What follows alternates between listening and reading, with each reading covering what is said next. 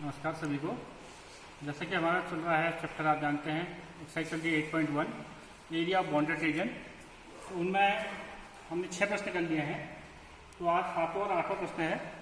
और ये 8.1 जो एक्सरसाइज है, अक्सर परीक्षाओं में इसी प्रश्नावली से 4 नंबर का प्रश्न पूछा जाता है।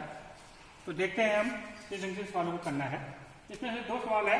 क्वेश्चन नंबर 7 है, छेदक रेखा x बराबर a/√2 द्वारा वृत्त x² + y² बराबर a² एक छोटे भाग का क्षेत्रफल ज्ञात कीजिए। तो ये आपको प्रश्न दिया हुआ है। तो मैंने चित्र पहले से बना रखा है इसका। आपने क्योंकि आपको वृत्त दे रखा है x² + y² बराबर a²। ये स्टैंडर्ड इक्वेशन जब वृत्त की होती है, जब केंद्र इसका 0, 0 होता है, तो वो आपको पता है 0, 0 में इसका केंद्र है और ये a त्रिज्या है। तो मैंने ये a त्रिज्या ले ली यहाँ की। तो अब एक रेखा है x बराबर a/√2, छेदक रेखा है जो वृत्त को काट रही है। तो इससे जब वृत्त कट रहा है तो ये छोटा भाग है, इसके द्वारा कटा हुआ जो छोटा भाग है, इसका आपको क्षेत्रफल ज्ञात करना है।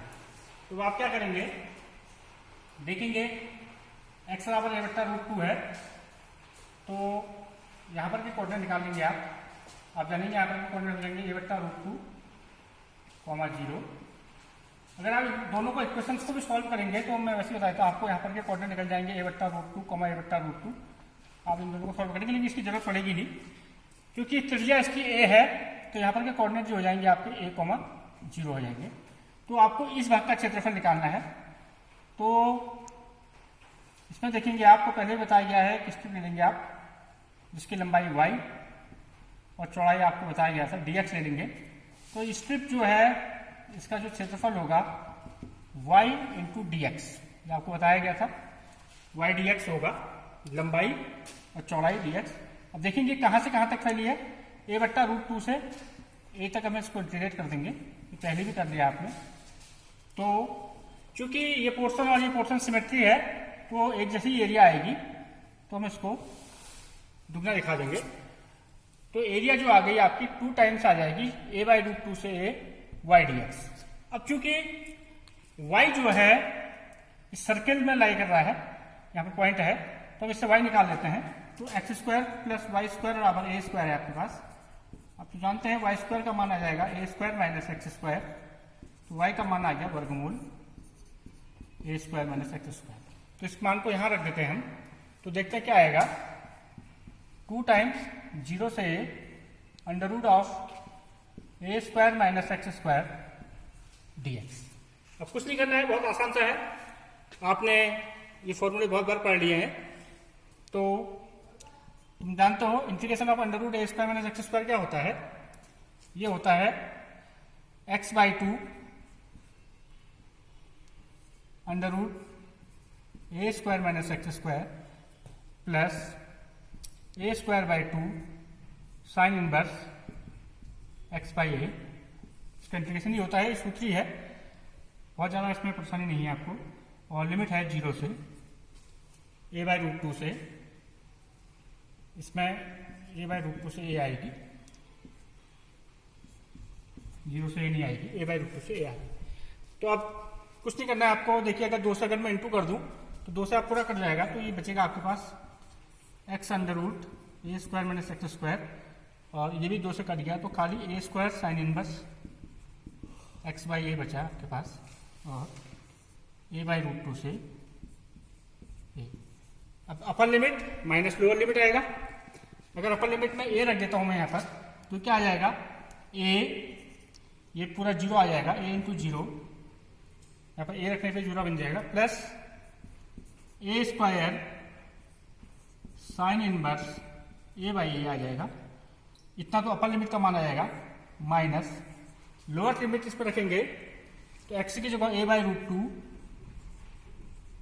√a², a/√2 का स्क्वायर यहाँ पर रखेंगे तो a²/2 आ गया, साइन इनवर्स ये a/√2 हमने इस पर रख दिया, और प्लस यहाँ पर आ जाएगा a² साइन इनवर्स x की जगह a/√2/a। तो देखते हैं ये 0 हो जाएगा, ये साइन इनवर्स 1 हो जाएगा, इसका मान जो होता है पाई बाई 2 होता है, साइन इनवर्स 1 का मान पाई बाई 2 होता है, ये जान देंगे, माइनस ए बाई रूट 2 ये है। अब ए स्क्वायर से ए स्क्वायर बाई 2 घटा गया तो ए स्क्वायर बाई 2 आएगा और उसका अंडर रूट आ जाएगा ए बाई रूट 2, और यहाँ ए से एक कैंसिल हो गया। साइन इनवर्स 1 बाई रूट 2 का आप जानते हैं मान कितना होता है, पाई बाई 4 होता है, तो A square pi A square by 4 इसको पहले लिखेंगे। तो लिखेंगे तो pi A square by 2 plus pi A square, ये माइनस आ जाएगा, पूरा माइनस है तो ये भी माइनस आ जाएगा, ध्यान रखना है। तो minus pi A square by 4 minus A square by 2 आपका आ गया।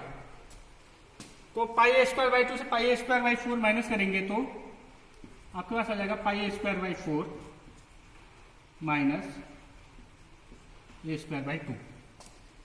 अब अगर चाहें आप थोड़ा सा सिंप्लीफाई करके ए स्क्वायर बाई 2 अगर इसमें से कॉमन ले लेते हैं हम, तो बचेगा पाई बाई 2 माइनस 1 इकाई आ जाएगा।